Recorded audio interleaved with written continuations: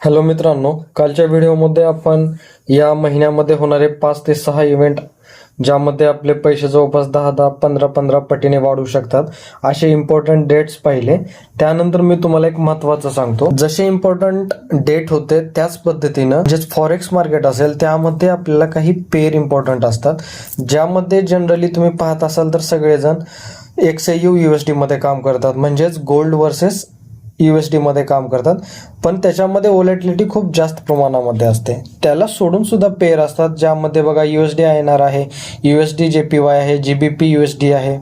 हे असे मायनर जे पेअर्स आहेत ना, मायनर, मेजर आणि एक्झॉटिक असे 3-4 पद्धतीचे पेअर्स असतात. त्यापैकी मायनरमध्ये असणारे जे काही पेअर्स आहेत त्यामध्ये तुम्ही ट्रेडिंग करू शकता. यामध्ये लो व्हॉलेटिलिटी असते आणि आपला फंड वाईप आउट नाही होणार आहे. त्यासाठी स्टार्टिंग फेजवर, इनिशियल फेजवर तुम्ही जर या मायनर फेजमधले जर हे पेअर्स ट्रेडिंगसाठी यूज केले तर तुमचा जो कॅपिटल आहे तो वाचून राहील, तो वॉशआउट नाही होणार आहे. हे तुम्हाला या व्हिडिओच्या माध्यमातून सांगायचं होतं. हे झालं आपल्या फॉरेक्समध्ये. याच पद्धतीनं तुम्हाला मी आता इंडियन मार्केटमध्ये 2-3 स्टॉक सांगतो.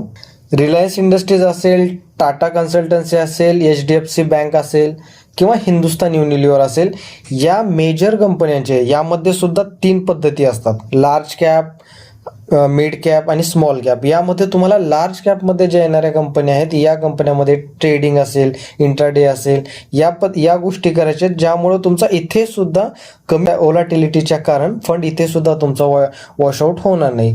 हे 2 पद्धती मी तुम्हाला सांगितल्या. यानुसार तुम्ही आता तुमच्या पद्धतीनं तुम्हाला जे योग्य वाटतं त्या पद्धतीनं तुम्ही ट्रेडिंग करू शकता. व्हिडिओ आवडल्यास नक्की व्हिडिओला लाईक करा, शेअर करा. थँक्यू.